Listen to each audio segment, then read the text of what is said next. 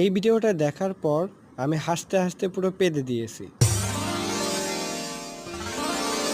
খায়রুন লো তোর লম্বা মাথার কেশ, চিরুল দাঁতে হাসি দিয়া পাগল করলি দেশ। খায়রুন লো